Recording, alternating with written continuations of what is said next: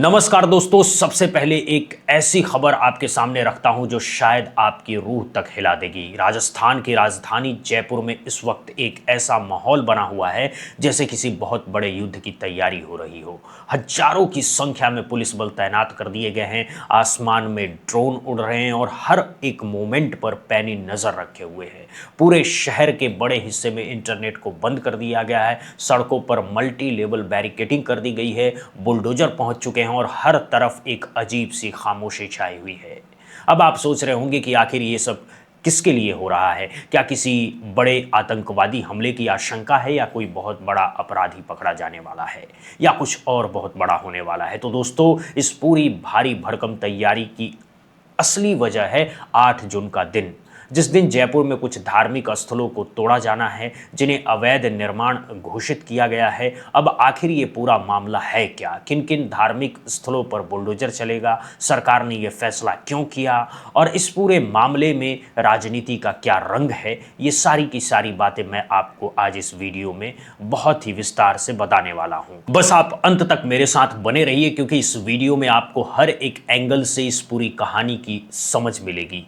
चलिए शुरू करते हैं। देखिए दोस्तों, सबसे पहले आपको इस पूरी कहानी का बैकग्राउंड बताता हूं। ये पूरा मामला जयपुर के नंदपुरी इलाके का है, जहां पर पिछले काफी लंबे समय से एक बहुत बड़ी सरकारी योजना पर काम चल रहा था, और वो योजना थी सड़क को चौड़ा करने का। अब सड़कें चौड़ी करना एक बहुत सामान्य सरकारी काम है, इसमें कुछ नया नहीं है। इसकी प्लानिंग भी काफी समय से चल रही थी, और जैसे कि होता है धीरे धीरे काम भी शुरू हो गया था। सड़क के दोनों तरफ जो भी अतिक्रमण था उसे हटाया जा रहा था, लेकिन इसी पूरी प्रक्रिया में एक बात हुई जिसने पूरे विवाद को जन्म दे दिया। सड़क चौड़ी करते वक्त मस्जिद वाले एरिया को छोड़ दिया गया था, यानी एक हिस्सा था जहां मस्जिद थी, पर उस पर कोई कार्रवाई नहीं की गई थी। अब इस एक छोटी सी बात ने इतना बड़ा बवाल खड़ा कर दिया। जैसे ही ये बात सामने आई कि मस्जिद वाले एरिया को छोड़ा जा रहा है, वैसे ही एक खास तबके के लोगों ने राज्य सरकार को सीधे सीधे टारगेट करना शुरू कर दिया। सोशल मीडिया पर एक के बाद एक पोस्ट होने लगी, जोर शोर से ये सवाल उठाया जाने लगा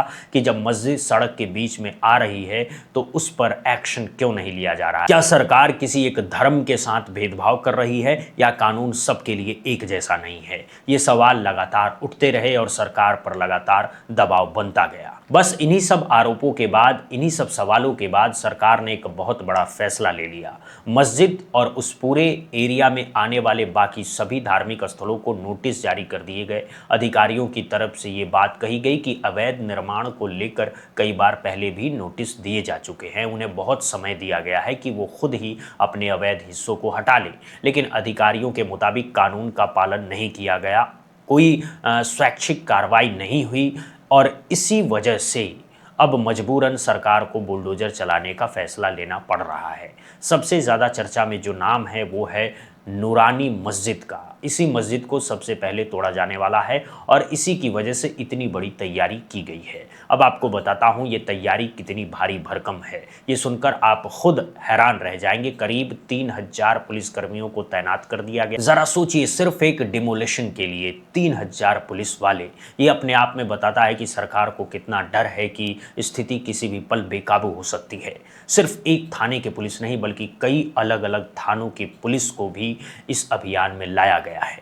बुलडोजर पहले ही मौके पर पहुंच चुका है। पूरे इलाके में इंटरनेट सेवा को पूरी तरह से बंद कर दिया गया है, ताकि कोई भी व्यक्ति वहां की तस्वीरें या वीडियो लाइव सोशल मीडिया पर न डाल सके। ड्रोन से लगातार हर एक मोमेंट पर नजर रखी जा रही है, यानी आसमान से लेकर जमीन तक हर एक चीज निगरानी में है। इसके साथ ही पुलिस की तरफ से एक बहुत साफ संदेश दे दिया गया है, चेतावनी पहले से ही दे दी गई है कि अगर किसी ने भी हिंसा फैलाने की कोशिश की, अगर सोशल मीडिया के जरिए किसी ने अफवाह फैलाने की कोशिश की, या किसी भी तरह से माहौल बिगाड़ने की कोशिश की, तो उसके खिलाफ तुरंत और सख्त से सख्त एक्शन लिया जाएगा। पूरे इलाके के लिए बाकायदा गाइडलाइन जारी कर दी गई है। अब आपको यह भी बता देता हूं कि जिन धार्मिक स्थलों पर बुलडोजर चलाने की तैयारी है, उनमें सिर्फ नूरानी मस्जिद ही अकेली नहीं है। इस लिस्ट में और भी कई नाम हैं। मीडिया रिपोर्ट्स के मुताबिक एक मस्जिद, 2 मंदिर, एक सत्संग हॉल और एक मजार को तोड़ा जाना है। यानी ये सिर्फ एक धर्म तक सीमित कार्रवाई नहीं है। सरकार का ये कहना है कि ये सारे के सारे धार्मिक स्थल सड़क के राइट ऑफ वे में आ रहे हैं। यानी सड़क की कानूनी सीमा के अंदर बने हुए हैं और इसीलिए इन्हें हटाना ज़रूरी हो गया है। अब इस पूरे मामले पर पुलिस की तरफ से अपनी सफाई आई है। ये सेक्टर रोड को चौड़ा करने के लिए जो अतिक्रमण क्षेत्र है उसको मुक्त करने का अभियान है, जेडीए की कार्रवाई है। तकरीबन कितने निर्माण इसमें अवैध है जो तोड़े जाएंगे आज की कार्रवाई में? आज की कार्रवाई में मे बी 10-12 अवैध निर्माण हैं जो सेक्टर रोड पे आने की वजह से उनको हटाया जाएगा। कोई विरोध अब तक का कोई सामने आया है? नहीं, पूर्ण तरह से शांति व्यवस्था है, यहाँ अभी किसी तरह का विरोध सामने नहीं है। इंटरनेट की सेवा भी बंद कर रखी है कारण?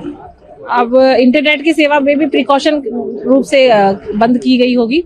बाकी आप देख रहे हैं शांति व्यवस्था जिस तरह से है, तो इसमें सहयोग ही है सभी का, पब्लिक का भी, सभी का सहयोग है।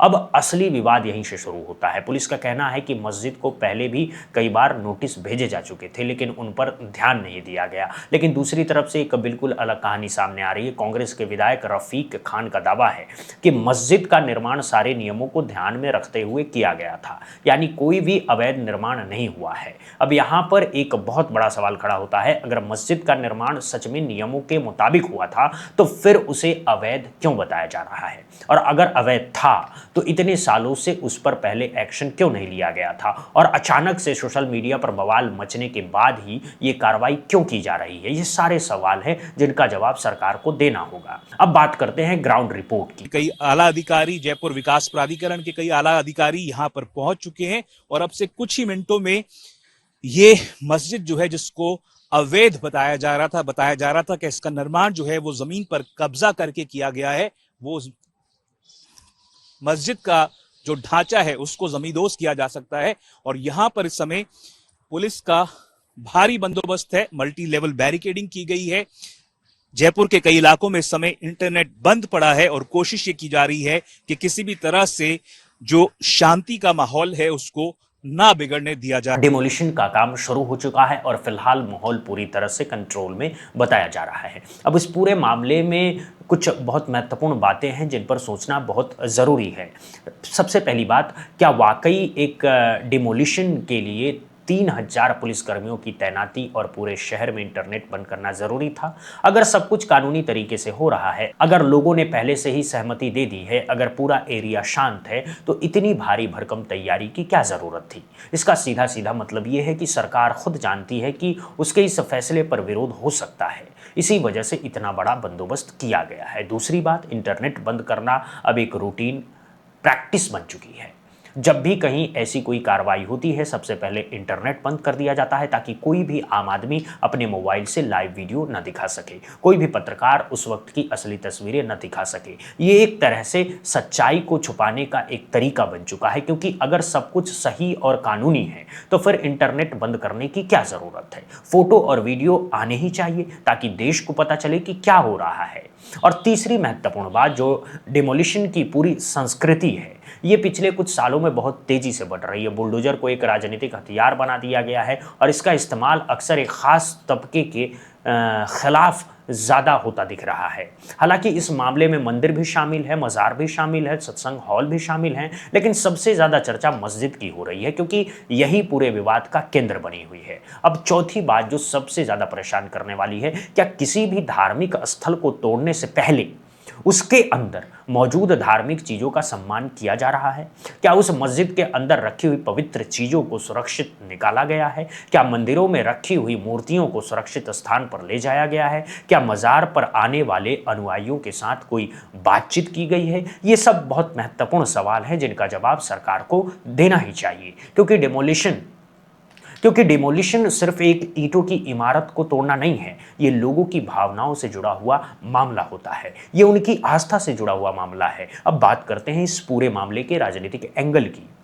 राजस्थान में इस वक्त बीजेपी की सरकार है और कांग्रेस मुख्य विपक्ष में है। कांग्रेस विधायक रफीक खान का सीधा सीधा आरोप है कि मस्जिद का निर्माण नियमों के मुताबिक हुआ था, यानी उनके मुताबिक सरकार जानबूझ करके ये कार्रवाई कर रही है। ये एक राजनीतिक मामला है, इस पर आगे कांग्रेस का और कड़ा रुख आ सकता है। हालांकि सरकार का कहना है कि ये पूरी तरह से एक प्रशासनिक कार्रवाई है, इसमें कोई राजनीतिक एंगल नहीं है, सड़क चौड़ी करनी है, इसीलिए जो भी अतिक्रमण होगा उसे हटाया जाएगा, चाहे वो किसी का भी हो। अब एक और बहुत महत्वपूर्ण बिंदु है दोस्तों, जब कोई धार्मिक स्थल बनता है तो वो रातों रात तो नहीं बनता। उसे बनाने में सालों लग जाते हैं। उसे बनाने के लिए लोग चंदा लेते हैं, अपनी कमाई का एक हिस्सा देते हैं और सालों की मेहनत के बाद वो एक धार्मिक स्थल खड़ा होता है। अब अगर वो अवैध था तो उसका निर्माण होते वक्त सरकार कहाँ थी, स्थानीय प्रशासन कहाँ था? अगर उस वक्त उसे रोका जाता तो आज ये दिन देखना ही नहीं पड़ता। ये एक बहुत बड़ा सिस्टम का फेलियर है। इसमें सिर्फ निर्माण करने वालों की गलती नहीं है, बल्कि उन सब अधिकारियों की भी गलती है जिन्होंने उस वक्त आंखें मूंदे रखी। और जब सालों बाद वो ढांचा खड़ा हो गया, लोगों की भावनाएं उससे जुड़ गई, अब उसे तोड़ा जा रहा है और इसकी सबसे बड़ी कीमत आम लोगों को चुकानी पड़ रही है। अब बात करते हैं उन लोगों की जो इन धार्मिक स्थलों पर रोजाना आते जाते रहते थे, जो अपनी आस्था इनसे जोड़ चुके थे। उनका क्या होगा? क्या इनके लिए कहीं और कोई वैकल्पिक व्यवस्था की गई है? क्या उन्हें कोई नई जगह दी गई है जहां वो अपनी पूजा या नमाज कर सके? ये एक सवाल है जिनके जवाब अभी तक सामने नहीं आए हैं। और इस पूरे विवाद का एक बहुत बड़ा सबक है हम सब के लिए। ये दिखाता है कि कैसे एक छोटी सी सोशल मीडिया पोस्ट, एक छोटी सी मुहिम इतना बड़ा बदलाव खड़ा कर सकती है कि उसके बाद पूरे एक तबके की धार्मिक भावनाओं पर असर पड़ जाए। सोशल मीडिया एक बहुत बड़ी ताकत है, लेकिन एक बहुत बड़ी जिम्मेदारी भी है। अगर इसका इस्तेमाल समाज में नफरत फैलाने के लिए होगा, अगर इसका इस्तेमाल लोगों को आपस में लड़ाने के लिए होगा, तो इसका नतीजा कुछ ऐसा ही होगा जैसे आज जयपुर में देखने को मिल रहा है। अब आपको एक और बहुत ज़रूरी बात बताता हूं, जब भी ऐसी कोई बड़ी कार्रवाई होती है तो सबसे ज़्यादा परेशान आम लोग होते हैं। इलाके के दुकानदार होते हैं, इलाके के व्यापारी होते हैं, स्कूल के बच्चे होते हैं। जब इंटरनेट बंद हो जाता है तो हजारों लोगों की रोजी रोटी पर सीधा असर पड़ता है। ऑनलाइन ट्रांजैक्शन रुक जाते हैं, बच्चों की ऑनलाइन क्लासेस बंद हो जाती है, मरीज और डॉक्टरों से संपर्क नहीं कर पाते हैं और हजारों आम लोगों की जिंदगी एक झटके में रुक जाती है, सिर्फ इसलिए कि कुछ धार्मिक स्थलों को तोड़ने का काम चल रहा है। ये पूरी तरह से एक संतुलन का मामला है। सरकार को कानून लागू करने का पूरा अधिकार है, सड़कें चौड़ी करनी है तो करनी है, लेकिन इसका तरीका मानवीय होना चाहिए, इसमें संवाद होना चाहिए और इसमें सम्मान भी होना चाहिए। दोस्तों, अब आप मुझे एक बात बताइए, आप इस पूरे मामले को लेकर के क्या सोचते हैं? क्या आपको लगता है कि सरकार का यह कदम सही है? क्या आपको लगता है कि अगर एक धार्मिक स्थल अवैध है तो उसे तोड़ देना ही एकमात्र समाधान है, या फिर कोई और बीच का रास्ता निकाला जा सकता था? या आपको लगता है कि 3000 पुलिसकर्मियों की तैनाती और पूरे इलाके में इंटरनेट बंद करना जरूरी था? और सबसे बड़ा सवाल,